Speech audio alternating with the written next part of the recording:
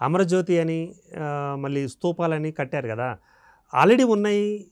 ఉన్న వాటిని మనం ఉపయోగించుకోకుండా మళ్ళీ కోట్లాది రూపాయలు, లక్షలాది రూపాయలు పెట్టుబడి పెట్టడం అవసరం అంటారా? గతంలో రాష్ట్రం కోసం, తెలంగాణ రాష్ట్ర ఏర్పాటు కోసం 1200-1300 మంది విద్యార్థుల బలిదానాలు జరిగినాయి. ఇక్కడ చచ్చిపోతే పెట్రోల్ పోసుకొని కాల్చుకొని చచ్చిపోయినారు. ఇక్కడ చచ్చిపోతే గుర్తించే వాళ్ళు లేరు. సోనియా గాంధీ గారి కళ్ళు తెరవాలని ఢిల్లీకి వెళ్ళి చచ్చిపోయినారు వేణుగోపాల్ రెడ్డి గారు. అక్కడ ఉరేసుకున్నారు చెట్టుకు. ఆమెకు తెలియాలి, కళ్ళు తెరవాలి, రాష్ట్ర ఏర్పాటు అవసరం అనేది తెలియాలని. మరి వాళ్ళందరికీ గుర్తింపు ఉండాలి కదండి, వాళ్ళందరినీ తలుచుకోవాలి కదా, అమరులను తలుచుకోవాలి కదా. రాష్ట్ర ఏర్పాటులో ప్రముఖ పాత్ర వాళ్ళ త్యాగాలు కదా. ఆ త్యాగాలను ఎట్లా విస్మరిస్తాం? ఖర్చులను ఎట్లా అనుకుంటాం? అవి కొన్ని తప్పనిసరి అవసరాలు ఉంటాయి. నిన్న ఆదిలాబాదు కలెక్టరేట్ కూలిపోయిందండి. మరి కనీసం బోర్డుకు రంగులేసే స్థాయి కూడా లేకుండే గత ఉమ్మడి రాష్ట్రంలో కలెక్టరేట్ కార్యాలయాల్లో.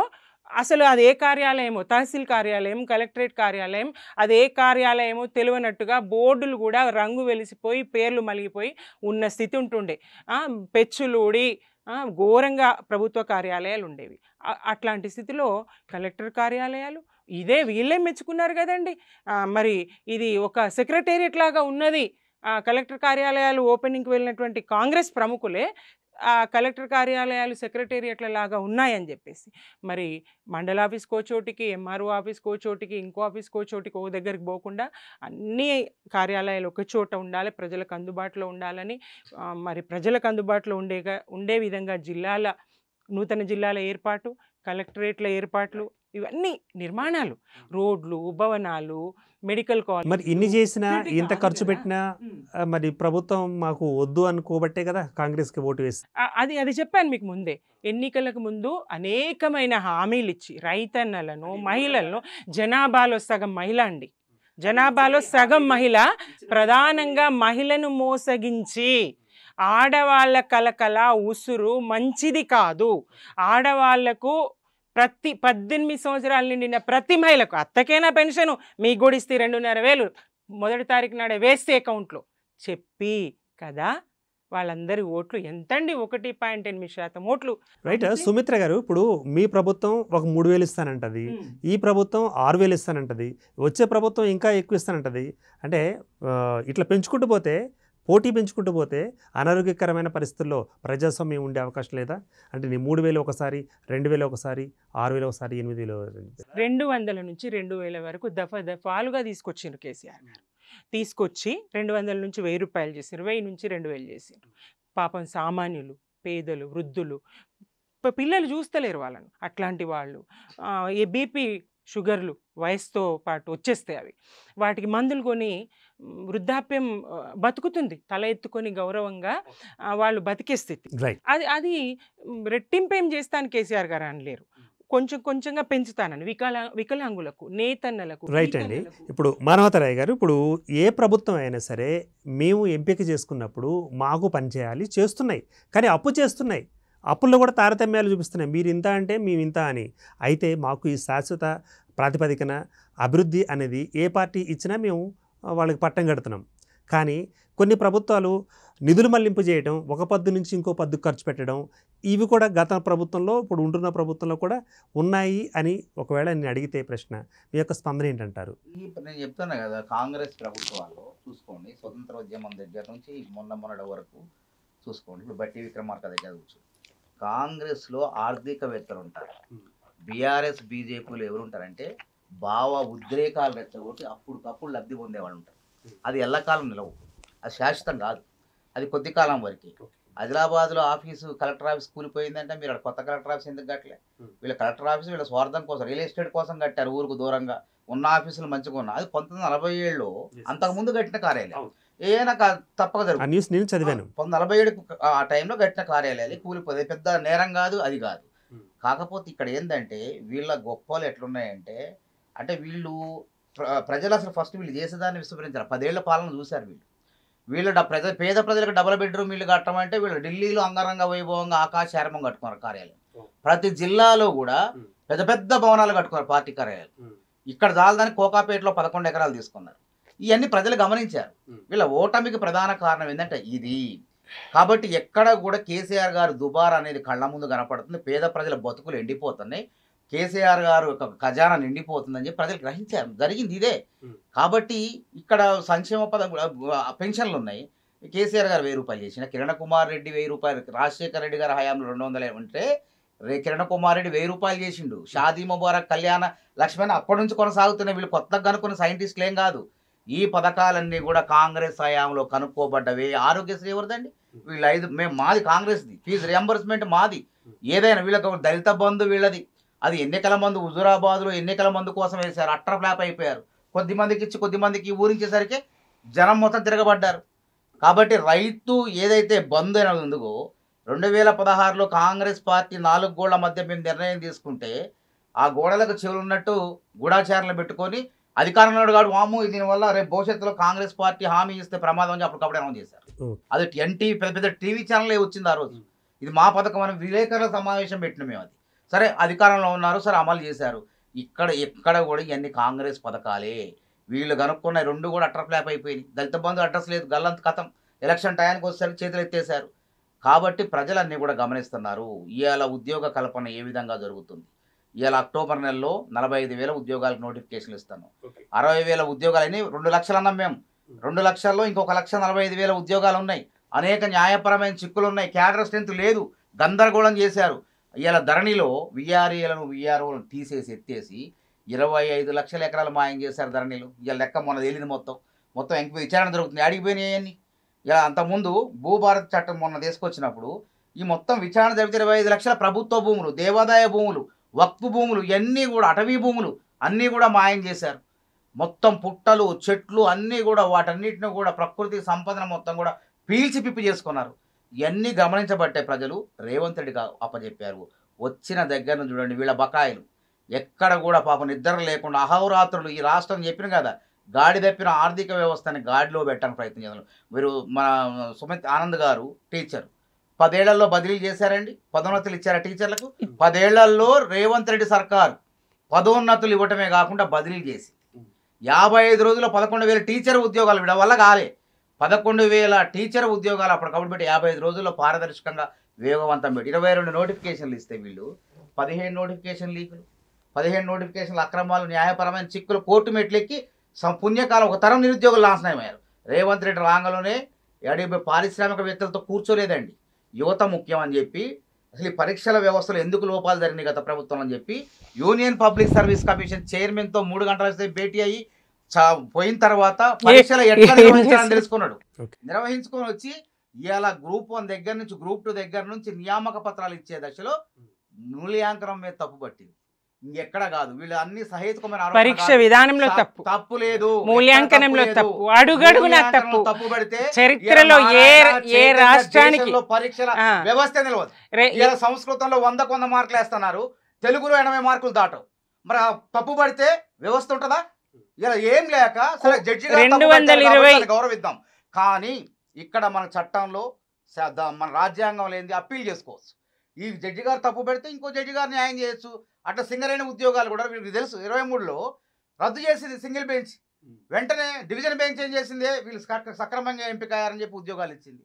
కాబట్టి మంచి చేస్తుంటే తట్టుకోలేక నాకు దక్కంది ఇంకెవరికి దక్కడానికి వీల్లేదని రజనీకాంత్ సినిమాలో డైలాగ్ ఉంది కదా. వీళ్ళ పరీక్ష ఎక్కడ లోపాలంటే ఎక్కడ పరీక్ష నిర్వహణ లీకులు కావు. అరే పరీక్ష కన్నా గ్రూప్ 1 పరీక్ష ముందే జిరాక్స్ సెంటర్లో న్యూయార్క్, లండన్లో దొరికిన పేపర్లు వాట్సాప్లో కనిపించినాయి. కాబట్టి మేము పోరాటం చేసిన ఆ పరీక్ష రద్దాయి. అది రెండోసారి భద్రతా ప్రమాణాలు, బయోమెట్రిక్, సీసీ కెమెరాలు ఇప్పుడు బయోమెట్రిక్ పెట్టిండ్రండి. చెప్పుకోండి. దొడ్డిదారిలో పరీక్ష పెట్టాలని చూశారు. దొడ్డిదారిలో పరీక్ష పెట్టాలని చూస్తే మేము పోయి కోర్టుకు పోయి చూపిస్తే నిజమే ఇట్లాంటి పరీక్ష జరగకూడదని పెట్టింది.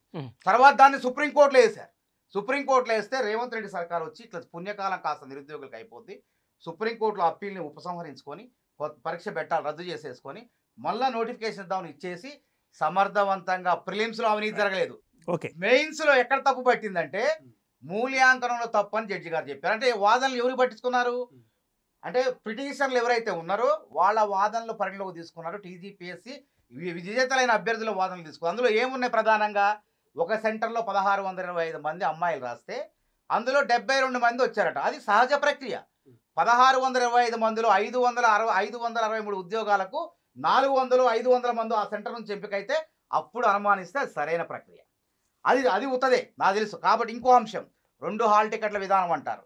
2 హాల్ టికెట్ల విధానం అంటే ప్రిలిమ్స్కి ఒకటి మెయిన్స్కి ఒకటి. ఎందుకు పెట్టారు? అది పరిపాలనా సౌలభ్యం, అంటే ఆ ఎగ్జామ్ సౌలభ్యం కోసం. ప్రిలిమ్స్ 3-4 లక్షల మంది దరఖాస్తు చేస్తే 3.5 లక్షల మంది ఎగ్జామ్కి వస్తే 33,380 మంది మెయిన్స్కి అర్హత సాధించారు. అందులో 21,091 మంది రాశారు. ప్రిలిమ్స్ హాల్ టికెట్ జిల్లా కేంద్రాల్లో ఉంటుంది, సెంటర్ కోడ్. మెయిన్స్ హైదరాబాద్ చుట్టుపక్కల ఉన్నటువంటి 46 కేంద్రాల్లో జరిగింది. ఆ సెంటర్ కోడ్ ఈ సెంటర్ కోడ్ మనకు అనవసరం కన్ఫ్యూజన్గా ఉంటుందని చెప్పి పరిపాలనా సౌలభ్యం కోసం టీజీపీఎస్సీ పెట్టి అది ఆ విధానం ఎక్కడో తెలుసా? జూనియర్ సివిల్ జడ్జి పరీక్షల్లో ఉంది, ఇప్పటికి ఉంది. ఆ విధానం ఎక్కడో తెలుసా? అసిస్టెంట్ పబ్లిక్ ప్రాసిక్యూటర్ పరీక్షల్లో ఉంది. ఆ విధానం పోలీస్ రిక్రూట్మెంట్ బోర్డులో ఉంది. మరి అక్కడ జరిగిన అవకతవకలు ఎట్లా జరుగుతాయండి? ఇది సహేతుకమైన ఆరోపణ కాదు. వీళ్ళు అన్ని చేసి మార్కులు ఒకే మార్కులు వచ్చినాయి అంటున్నారు. 713 మంది కంటే 563 ఉద్యోగాలు టీజీపీఎస్సీ కూడా ఇచ్చింది. 563 ఉద్యోగాలకు 443 మంది 410, 9 ఇట్లా సరాసరి దగ్గరగా ఉన్నారు. అది తప్పు కాదు. అత్యంత పోటీ పరీక్షల్లో ఈ విధానం ఉంటుంది. జేఈ, నీటు, ఎంసెట్లో మనం నారాయణ, చైతన్య 1, 1, 10, 10, 20, 20 ర్యాంకులను చూస్తుంటామా లేదా? అవి పోటీ పరీక్ష. సివిల్స్లో కూడా సర్వసాధారణం. ఇంకోటి తెలుగు మాధ్యమం, తెలుగు పిహెచ్డి నాది. తెలుగు మాధ్యమం, ఇంగ్లీష్ మాధ్యమం. ఇంగ్లీష్ మాధ్యమం వాళ్ళకి ఎక్కువ మార్కులు వేశారు, తెలుగు మాధ్యమం తక్కువ మార్కులు వేశారు. ఇక్కడ వివక్ష ఉందంటారు. సివిల్ సర్వీస్ తీసుకుందాం. సివిల్ సర్వీస్లో దాదాపు ఇప్పుడు 90% మందికి ఇంగ్లీష్ మాధ్యమం వాళ్ళకి వస్తాయి. మొన్న సివిల్ సర్వీస్ ఇక్కడ తెలుగు రాష్ట్రం తెలంగాణ నుంచి 7 ఎంపికైతే 7 కూడా రాష్ట్ర ప్రభుత్వం ఏ వాదన ఇంగ్లీష్ మాధ్యమే వచ్చింది. అంటే తలాతోకా లేని అర్థం పర్థం లేదు. అంటే ఇదేంటంటే 563 ఉద్యోగాలకు ఎంతమంది అంటే పోటీ పడేది? 3 లక్షల మంది ప్రిలిమ్స్ రాస్తే 33,000 మంది. ఈ 33,000 మందిలో 21,093 మంది ఉంటారు.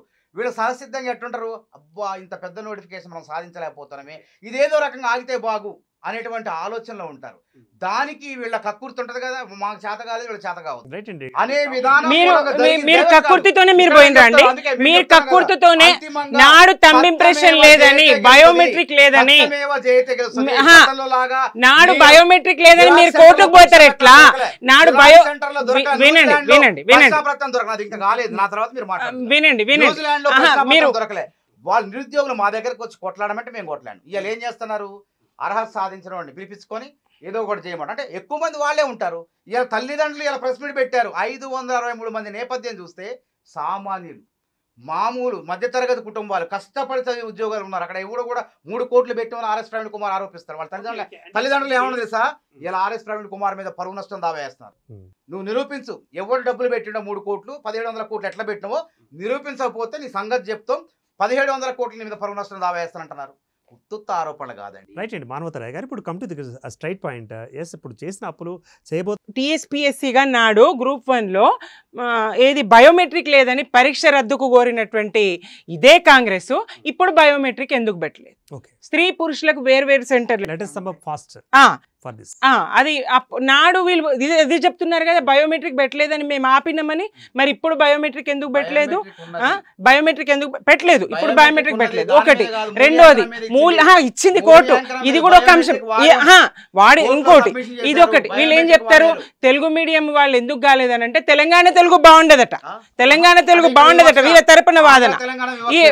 మేం చెప్పడం కాదు, వీళ్ళ తరపు ప్రభుత్వ తరపు వాదన తెలంగాణ తెలుగు బాగుండదట. ఈ నిందన ఏ రకంగా చూసినా అటు పరీక్ష నిర్వహణలోనూ అనేక లోపాలే, ఇటు మూల్యాంకనంలోనూ అనేక లోపాలే. కావాలని కాలయాపన చేసి ఎక్కడండి ఒక్క నోటిఫికేషన్ ఇచ్చి టీఆర్ఎస్గా బీఆర్ఎస్గా ప్రభుత్వం నాడు 1,63,000 ప్రభుత్వ ఉద్యోగాలు ఇవ్వగలిగింది. 1,63,000 లీకులు 10th క్లాస్ పేపర్ కిటికీలకి వెళ్ళి లాగి ఫోటో దించి బండన్న సంజయ్ అన్న పేపర్ లీక్ అయిందని చెప్పారు. వీళ్ళే నాడు